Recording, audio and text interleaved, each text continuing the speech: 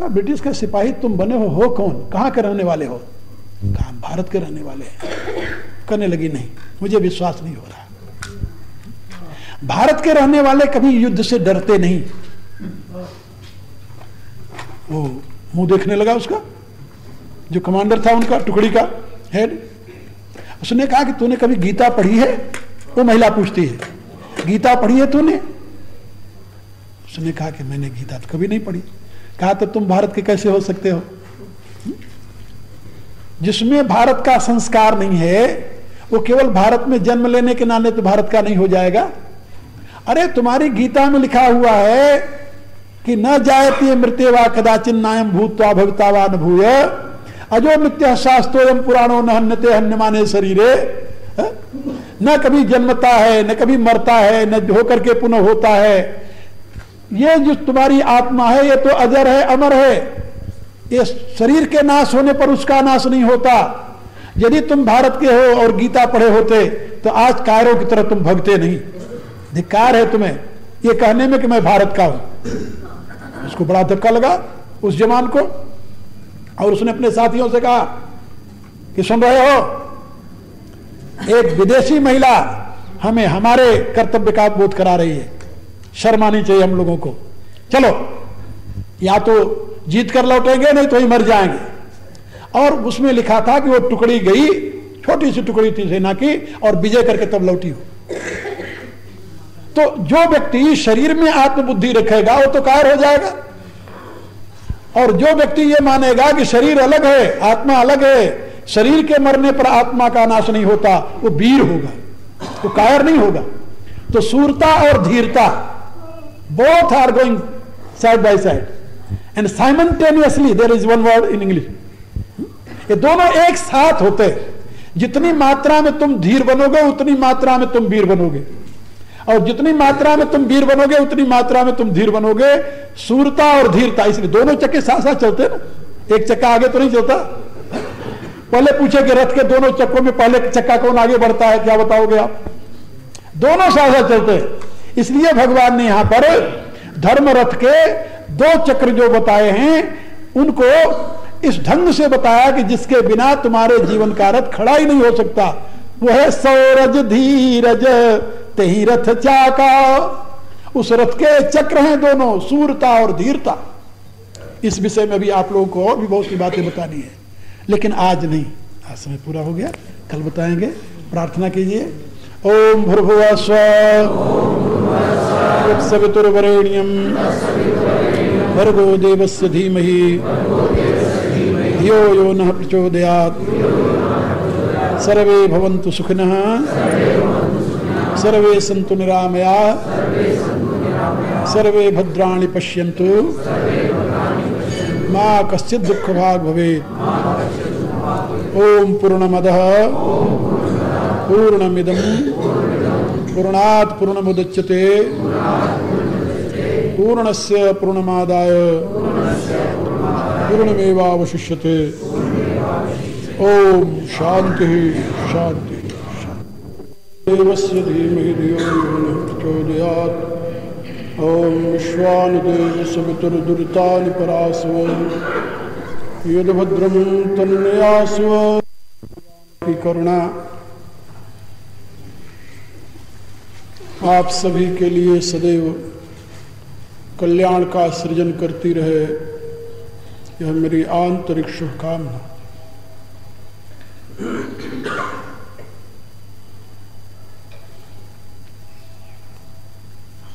कल आप लोगों को ये बात समझाई गई थी, सत्य धर्म का मार्ग वीरों का मार्ग है, कायरों का नहीं।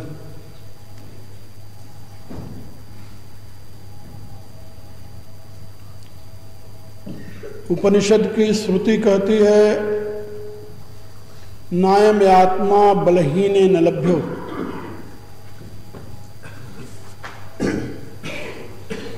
परमात्मा को कोई निर्बल व्यक्ति नहीं पा सकता। कमजोर हो, निर्बल हो, कायर हो, वो परमात्मा को नहीं पा सकता। वीर पुरुष ही उसे प्राप्त कर सकता है। वीरता के 5 स्वरूप हैं। उनमें सबसे बड़ी वीरता है त्याग वीरता। त्याग वीरो दया वीरो विद्या वीरो विचक्षण पराक्रम महावीरो धर्म वीरो सदा सदा। ये वीरता के 5 भेद बताए गए हैं। प्रथम स्थान है त्याग वीर का। जो त्याग वीर है, दया वीर है, विद्या वीर है, पराक्रम वीर है और धर्म वीर है। ये 5 प्रकार की वीरता जिसमें होती है वह वीर कहा जाता है। और इस प्रकार का जो वीर पुरुष है वही धर्मानुष्ठान कर सकता है। सबके बस की बात नहीं है। यदि सबके बस की बात होती, इतना सरल होता, तो हर एक आदमी मोक्ष का अधिकारी बन जाता।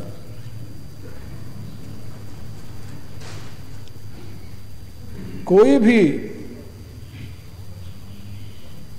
यहां पर देश काल परिस्थिति जाति वर्ग आदि का भेद नहीं। कोई भी व्यक्ति कहीं भी पैदा हुआ हो, किसी भी जाति धर्म का मानने वाला हो, यदि वह वीर है तो परमात्मा के कृपा का भाजन बनेगा।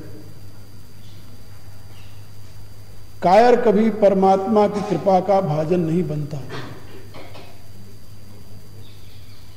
आप लोगों ने गीता में पढ़ा होगा, प्रारंभ में ही भगवान ने अर्जुन की गति को देख करके उसे यही कहा, क्लैब्यम मास मगमः पार्थ नई तत्व उपपद्यते क्षुद्रम हृदय दौर्बल्यम त्यक्तोत्तिष्ठ परंतु। क्योंकि भगवान को क्लीबता प्रिय नहीं है, कायरता प्रिय नहीं है, क्षुद्रता प्रिय नहीं है। यहां पर भगवान श्री राम अपने प्रिय भक्त विभीषण को यह समझाते हुए कह रहे हैं कि जिस धर्म के रथ पर आरूढ़ होकर के मानव विश्व को जीत सकता है, उस धर्म का मूल आधार शूरता और धीरता है। सौरज धीरज तहि रथ चाका सत्यशील दृढ़ ध्वजा पताका। किसी भी योद्धा की पहचान उसके ध्वज से हुआ करती थी। प्राचीन काल में ऐसी प्रथा थी कि किसी भी योद्धा की पहचान उसके ध्वज से हुआ करती थी। और ध्वज और पताका ये 2 चीजें रथ के ऊपर होती थी। आप लोगों ने यह भी सुना होगा कि अर्जुन के ध्वज के ऊपर भगवान मारुति निवास करते थे। तो वीर की पहचान दूर से उसके ध्वज से लगाते थे लोग। दूर से ध्वज देखा तो कहा कि वो आ गया। तो धर्मरूपी रथ पर सवार जो वीर है, उसके रथ के तो आधार हैं शूरता और धीरता। जैसा कल मैंने बताया था,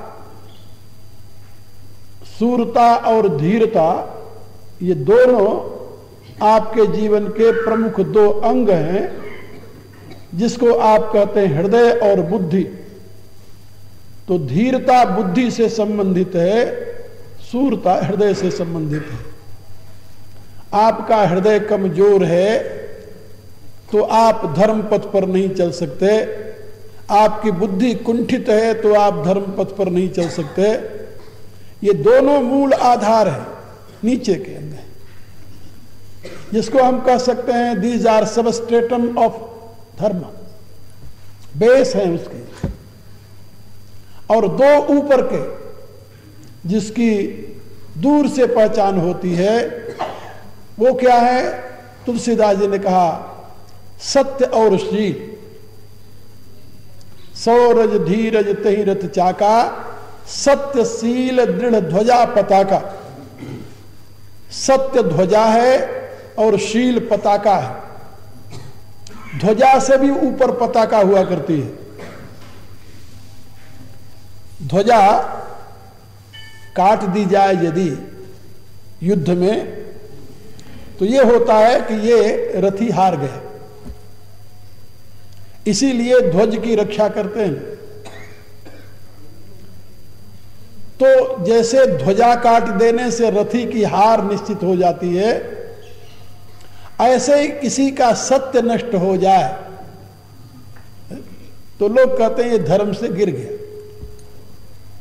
जो सत्य ही धर्म है, धर्म ही सत्य है, ऐसा वेद में बताया गया है।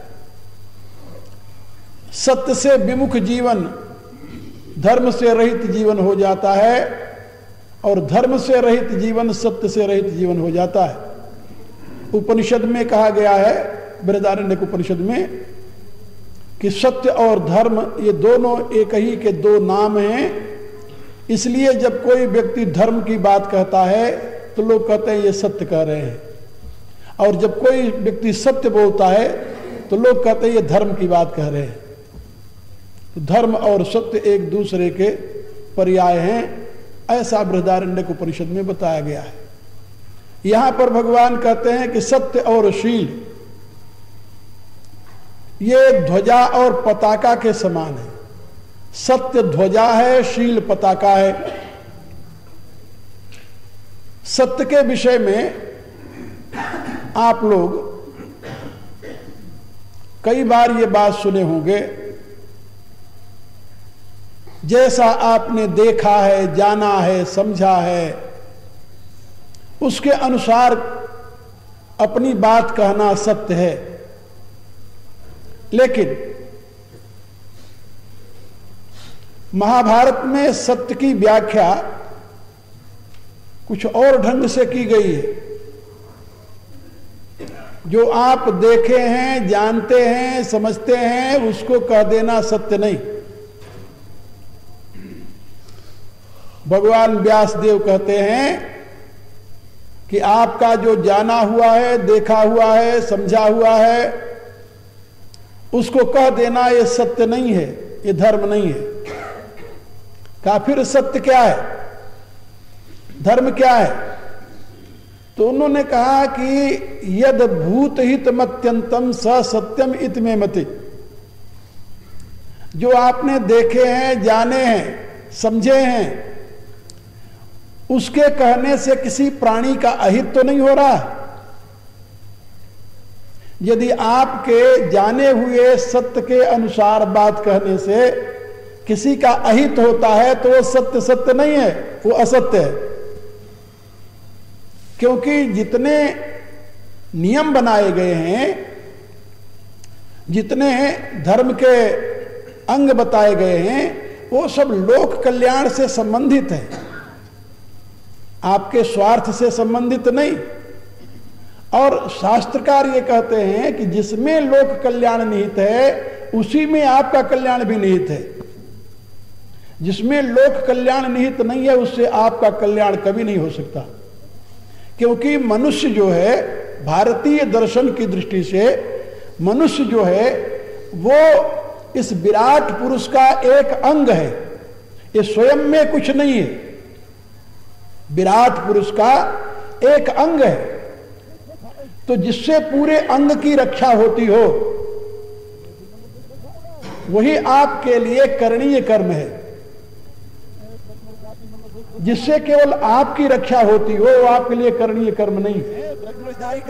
तो सत्य के विषय में बात समझाई गई कि यद भूत हितम अत्यंतम, जिसमें प्राणी का हित निहित हो, स सत्यम इत में मति, वही सत्य है, ऐसा मेरा मत है। भगवान व्यासदेव लिखते हैं। इससे क्या समझे आप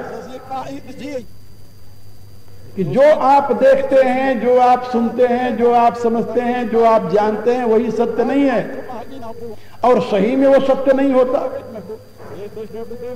आप जरा कल्पना करें, इस संसार के विषय में जो आप जानते हैं, क्या वो सत्य है? क्या आपने उदय होते हुए सूरज को देखा, अस्त होते हुए सूरज को देखा, तो क्या ये सत्य है? क्या सही में सूरज उदय होता है? क्या सही में सूरज अस्त होता है? कभी कभी नहीं होता। सूरज न कभी उदय हुआ न कभी अस्त हुआ। सूर्य से पूछिए कि आप बड़े महात्मा, महापुरुष या बड़े देवता हो, आप उदय होकर दुनिया को प्रकाश देते हो, तो बेचारा भ्रम में पड़ जाएगा कि ये उदय क्या बोला है। कि सूर्य को पता नहीं कि कभी उदय हुआ जाता है और कभी अस्त हुआ जाता है। उदय और अस्त की कल्पना सूर्य में नहीं है। यदि सूर्य देव से कहिए कि हे भगवान, आपको राहु ग्रस लेता है, तब भी वो हंसेगा। ये राहु क्या बोला भाई जो हमें ग्रसता है। महाभारत में बात बताई गई, महाभारत में, कि जब पृथ्वी और सूर्य के मध्य में चंद्रमा आ जाता है, तो चंद्रमा की छाया सूर्य में पड़ती है, जिसको राहु कहते हैं।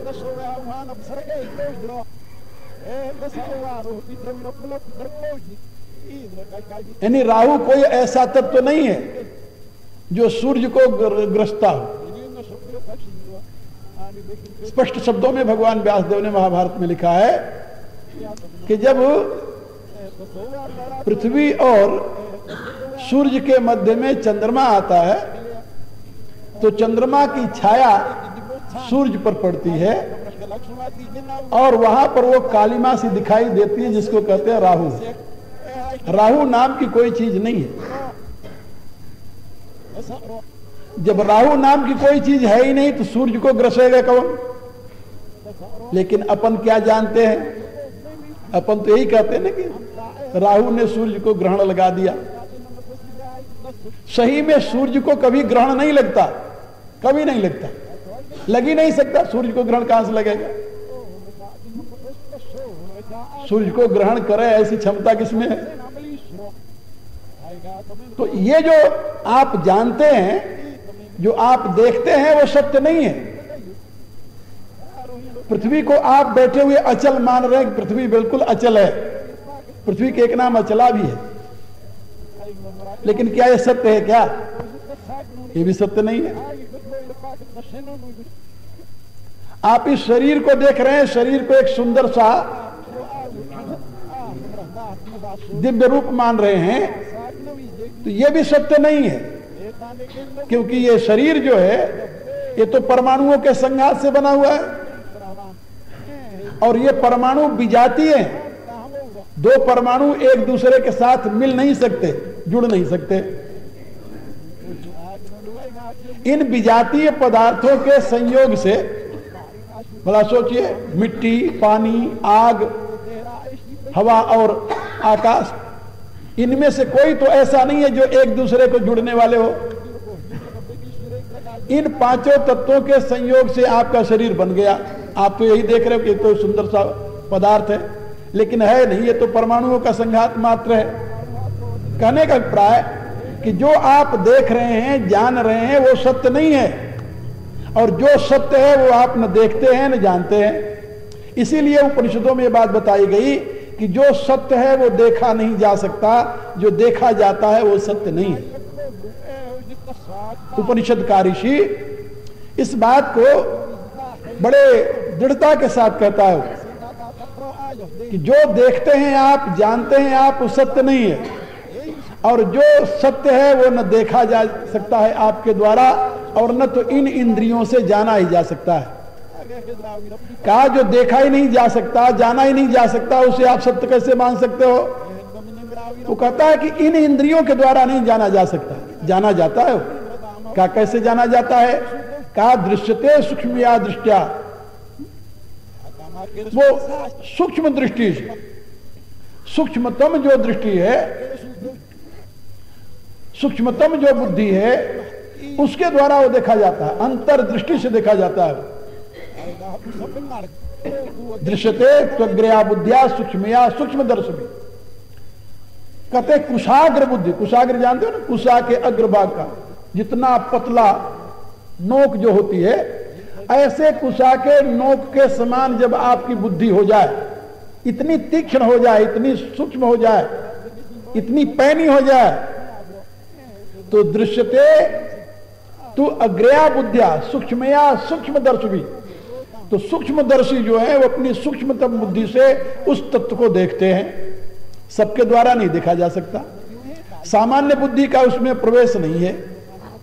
साधना के द्वारा जो अपनी बुद्धि को तीव्र बना लेते हैं उसको योगज बुद्धि कहते हैं। योगज बुद्धि, योग से प्राप्त हुई बुद्धि, जिसके विषय में भगवान ने गीता के दूसरे अध्याय में योग बुद्धि व बुद्धि योग कहा है।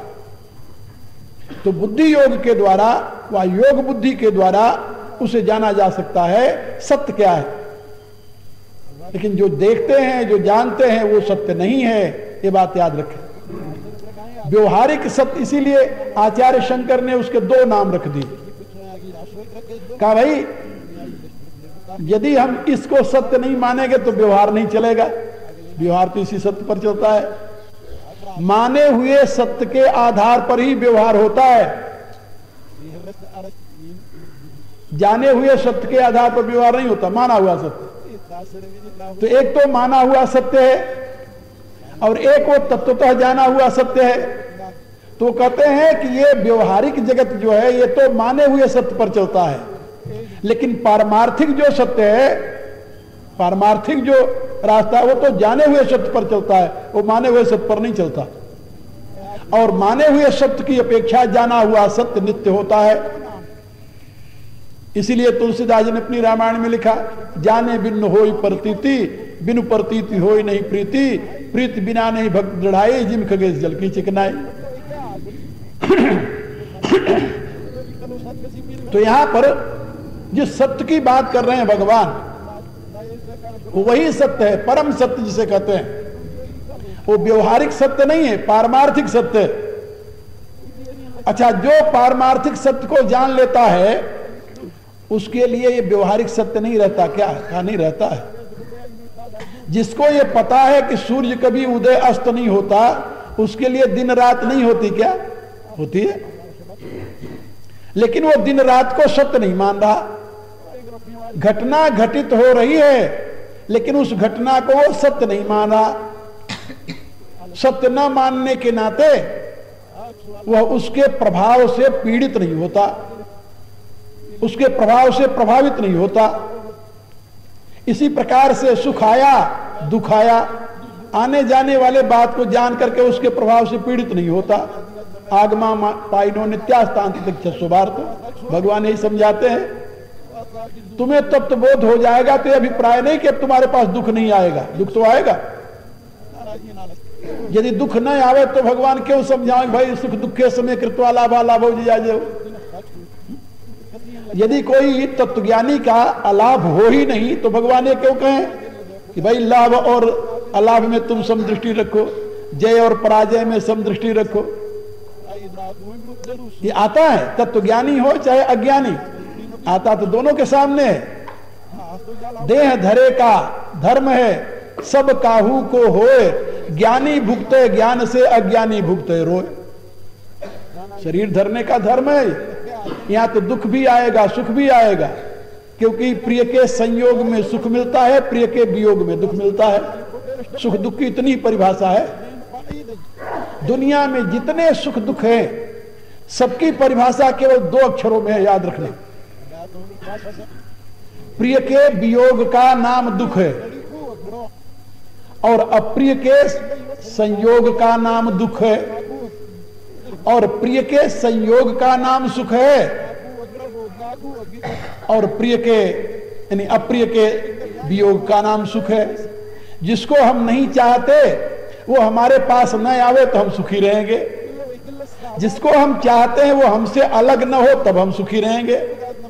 लेकिन जिसको हम नहीं चाहते वो हमारे पास आ जाए और जिसको हम चाहते हो हमारे पास से दूर हो जाए, हम दुखी हो जाएंगे। तो सुख दुख का पूरा ये नहीं कि ये अमुक व्यक्ति से संबंधित है। व्यक्ति, पदार्थ और पद, ये तीन चीजें होती हैं। दार्शनिक भाषा में इनको कहते हैं प्राणी, पदार्थ और पद। पद, प्राणी और पदार्थ। तो जब पद, प्राणी और पदार्थ, इन तीनों की चाह होती है। जब ये नहीं आते तो दुख होता है, आ जाते हैं तो सुख हो जाता है। जो हमारे अभिष्ट है, सुख दुख की इतनी व्याख्या है। अमुक कारण दुख हुआ, अमुक कारण दुख हुआ, अमुक कारण दुख हुआ। जितने कारण आप जोड़ते हैं ना, सब कारणों को आप गंभीरता से देखेंगे तो वो सारे दो भागों में विभक्त हो जाएंगे। कि जिसको आप चाहते थे वो नहीं मिला या वो दूर हो गया, जिसको आप नहीं चाहते थे वो आपके पास आ गया या आपके संयोग हो गया उससे। तो ये दुख सुख के कारण हैं। और ये आने जाने वाले हैं, चाहे तत्वज्ञ हो उसके पास भी आएंगे और अल्पज्ञ हो उसके पास भी आएंगे, अज्ञ हो उसके पास भी आएंगे। इनसे कोई बच नहीं सका अभी तक और न बच पाएगा। महाभारत में एक कथा है छोटी सी। सुखदेव भगवान व्यास देव के पुत्र हैं। तो वो जब थोड़े बड़े हुए तो अपने पिता के चरणों में बैठ करके उनसे प्रश्न करने लगे और कहा, पितृदेव आप मुझे तत्व ज्ञान का उपदेश दीजिए। हमारे जीवन का कल्याण किसमें होगा? इस शरीर को धारण करने का प्रयोजन क्या है? तो महात्मा व्यासदेव बताने लगे उनको। कहा, वत्स तुम्हें इस शरीर का जो प्रयोजन है वो प्राप्त करने की कोशिश करनी चाहिए। कहा, वो क्या है? कहा, वो ब्रह्म तत्व को जानना। कहा, ब्रह्म तत्व कैसे जाना जाता है? तो उपदेश दिए, बहुत उपदेश दिए वो, लेकिन बात उनकी समझ में कम आई। तो उन्होंने कहा कि बेटा, इतना उपदेश मैंने तुम्हें दिया है, अब तुम इससे अधिक जानना हो तो जनक के पास चले जाओ। तो महात्मा जनक के पास गए, जो मिथिला के सम्राट थे। वहां से जब वो ज्ञान प्राप्त करके फिर पिता के पास आए, कहा, प्रमाण रूप में तो हमने देख लिया कि तत्व ज्ञानी कैसा होता है, लेकिन अबे हमें कुछ और जानने की चाह है। तो उन्होंने कहा कि वो भी मैं तुम्हें बता देता हूं। तो उन्होंने ब्रह्म तत्व को प्राप्त करने का साधन बताया उनको कि इस प्रकार से प्राण को संयमित करो, इस प्रकार से योग बल धारण करो, योग बल के द्वारा तुम शरीर छोड़ दोगे, ब्रह्म में लीन हो जाओगे, यही जीवन का परम लक्ष्य है। पिता ने उपदेश दिया और उसको सुखदेव जी ने क्रियात्मक रूप दे दिया और वो बैठे ध्यान में और प्राण को ऊपर खींचे और जैसे जैसे उन्होंने बताया था पिता ने वैसे उन्होंने किया और उनका ब्रह्मांड फाड़ करके प्राण निकल गया। उनकी दिव्य आत्मा गई और जाकर ब्रह्म में लीन हो गई। जब ब्रह्म लीन हो गए तब व्यासदेव जी रोने लगे। जब रोने लगे तो अब ऋषि लोग इकट्ठा होकर आए। तो ऋषियों ने कहा कि महाराज, ये रास्ता तो आप ही ने दिखाया था उसे, अब आप क्यों रो रहे हो? जिसको आप जीवन का परम लक्ष्य मानते थे, यदि आपका पुत्र उसको प्राप्त कर लिया तो अब रो क्यों रहे हो? उन्होंने कहा, भाई वो रास्ता तो मैंने अपने शिष्य को दिखाया था और रो रहा हूं मैं अपने पुत्र के लिए। मेरे कहने का अभिप्राय कि ये जो स्थिति है, ब्रह्मज्ञ हो, तत्वज्ञ हो, सबके सामने ये परिस्थितियां आती हैं, लेकिन वह इस सत्य को जानता है। जो परम सत्य को जान गया है वह व्यवहारिक सत्य से पीड़ित नहीं होता, पीड़ित नहीं होता, उसको सहन कर लेता है, अधीर नहीं होता, वो धीर बना रहता है। विपत्ति आई, विपत्ति नहीं आई ऐसी बात नहीं, लेकिन विपत्ति में वो अधीर नहीं हुआ, धैर्य को नहीं छोड़ा, साहस नहीं छोड़ा। तो जो विपत्ति में धैर्य और साहस को नहीं छोड़ता वही परमात्मा को प्रिय होता है, क्योंकि परमात्मा की बात मानने वाला है। और ये तभी हो सकता है जब आपको दोनों प्रकार के सत्यों का बोध हो, एक व्यवहारिक सत्य और दूसरा परमार्थिक सत्य। व्यवहारिक सत्य माना हुआ है, ये बात याद रखो।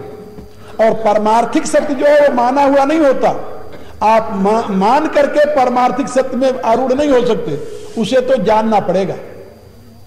तो पारमार्थिक सत्य जानता है, व्यवहारिक सत्य मानता है, वो संसार में सुखी रहता है। लेकिन आज तो उल्टी मामला है।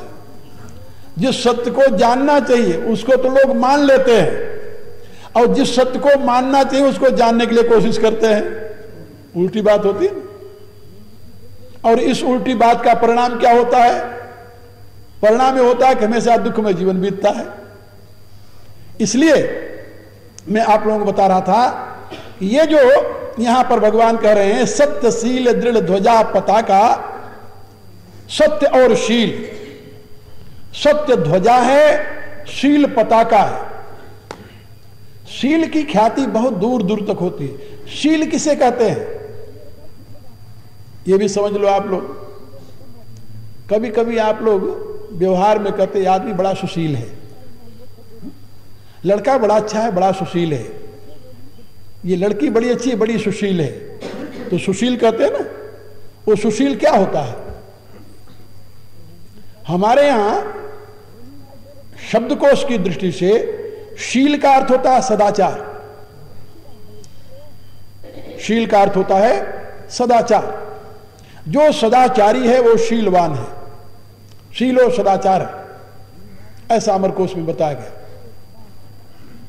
तो जो सदाचारी है वो शीलवान है। और दूर तक कीर्ति किसकी जाती है? सदा